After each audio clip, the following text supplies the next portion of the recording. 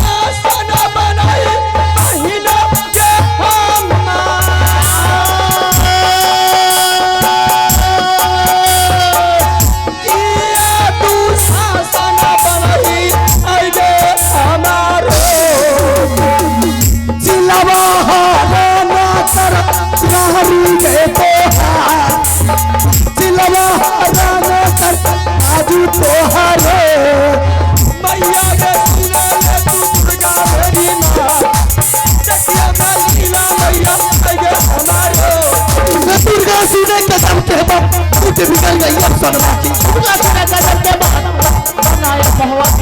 सुन ले काली मां कृपा हो गई जगदम्बा की सुन ले काली मां कृपा हो गई जगदम्बा की सुनना के दुर्गा समाई तो सविता के जब सर सुन ले दुर्गा मां हम तनी राजे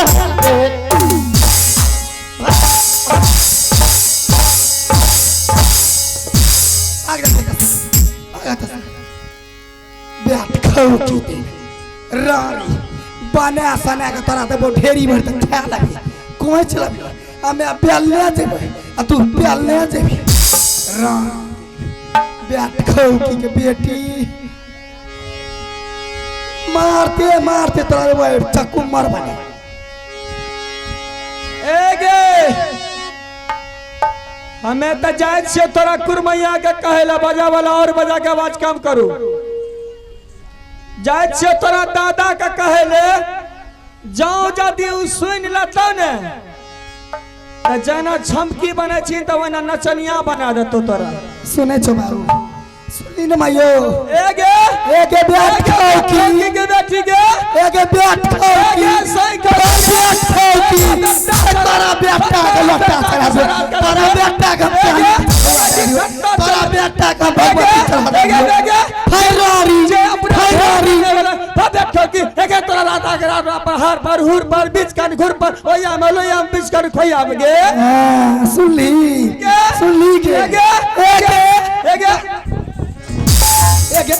आई मुंह फोड़ बैठ खाओ एगे की पर लौट गे दूसरा पर टोक गे रहते नहीं एगे भाई हमर दुल्हा से तोरा मेला देखबल जा छोगे तोरा के छोगे एगे तोरा निक रहतोगे एगे तोरा तो सरले पिल्लू फरतो एगे जहन करम लहरा से कर कली ने से के धन पिल्लू आ खट माछी भाग एगे जाय छ कुरमैया के खाय निर्लज्जी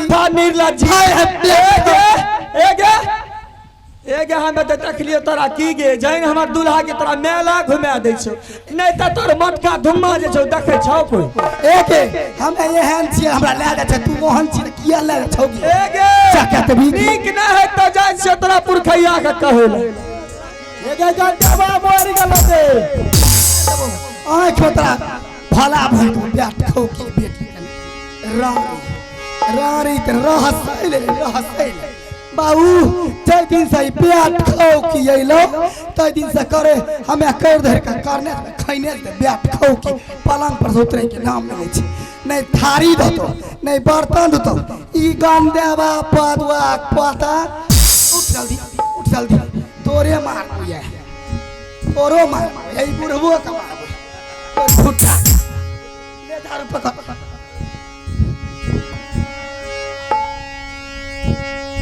हेगे बारा माना खुशी भेलई हेगे करल के भगवती गे माँ रहबई गे अकेली बेटी गे मोहबी गे न कालिया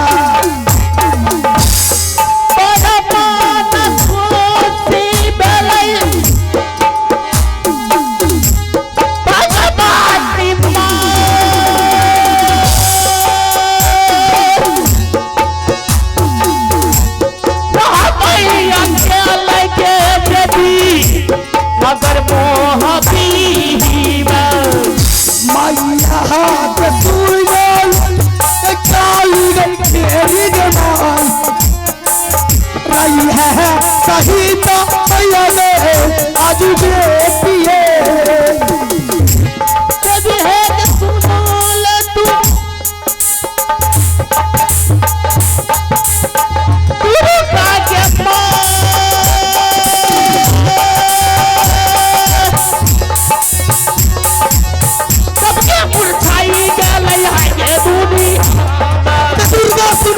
के दुर्गा सुने गजब के बाद उनका जाना है पहले के अयो सुने काली मां हो गई जगदम्बा की भैया तूने काली मां कितना हो गई जगदम्बा की चल गई सोना महल की जाए चल गई सोना ये महल के चल गई सोना महल चली जाए चल गई सोना है अब महल के या घिया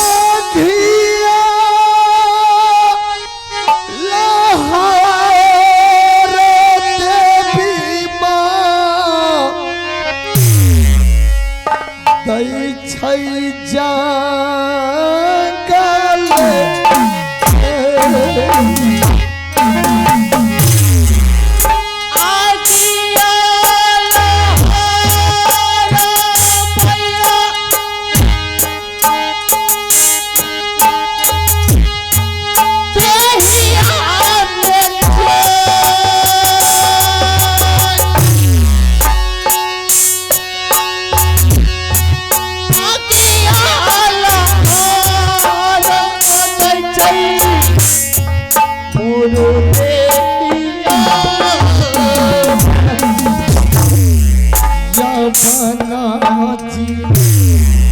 पाना बचतै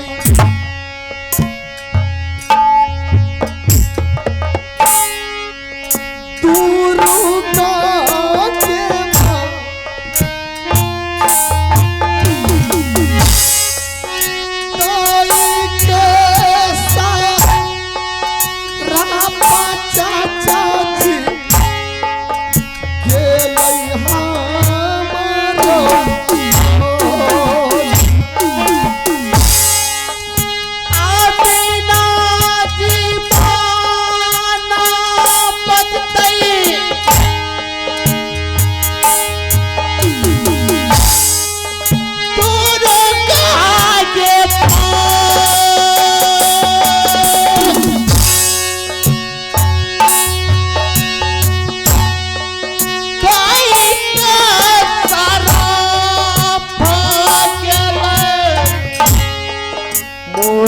चाचा जी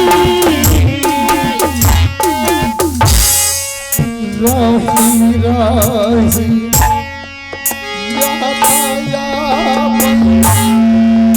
दुर्गा के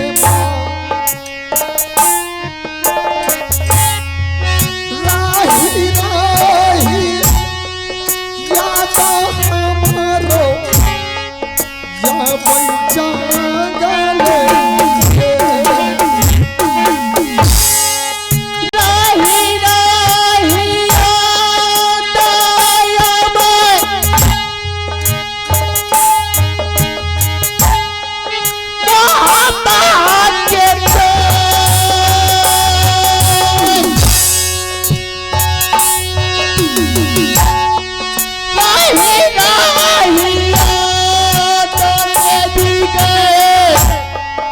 नगर मोहम्मद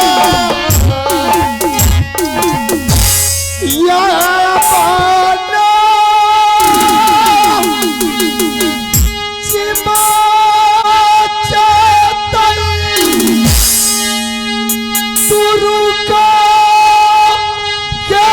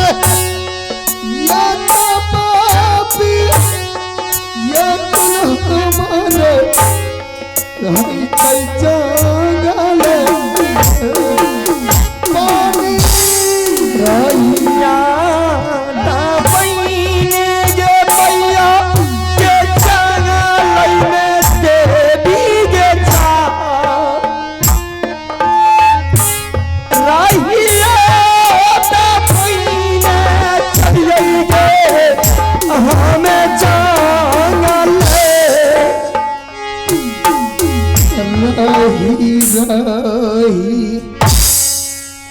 याद माया मैं दुर्गा के माँ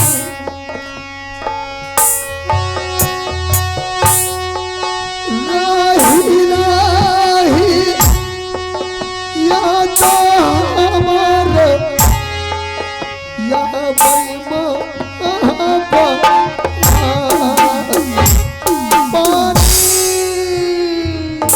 मैं चलते चलते इस जंगल में आ चुकी हूँ।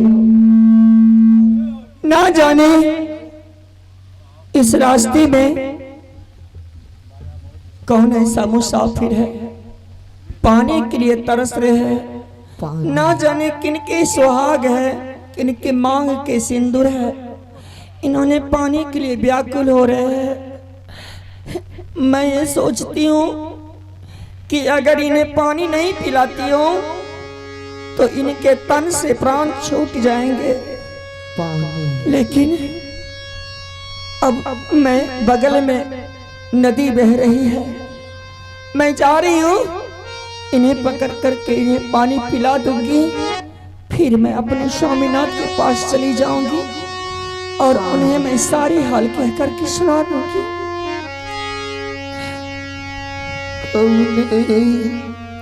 उपाय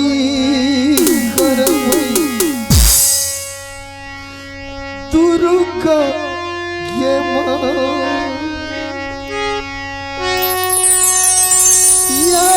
तमा या कुला हमारा आई थई जा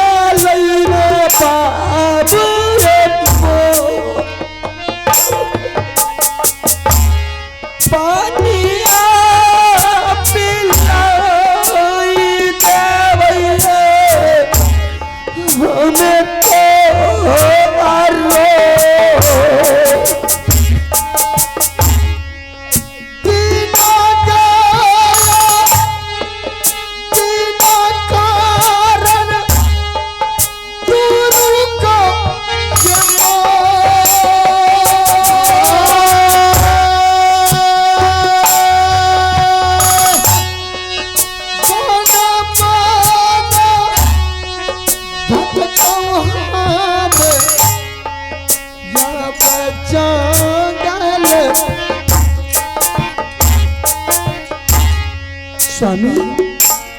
स्वामी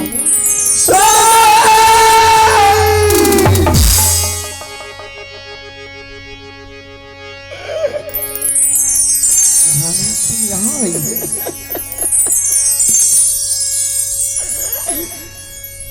कि आगे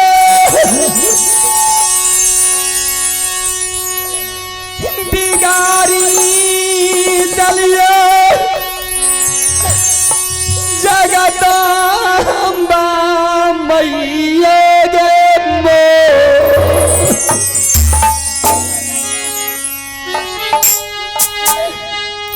किया गे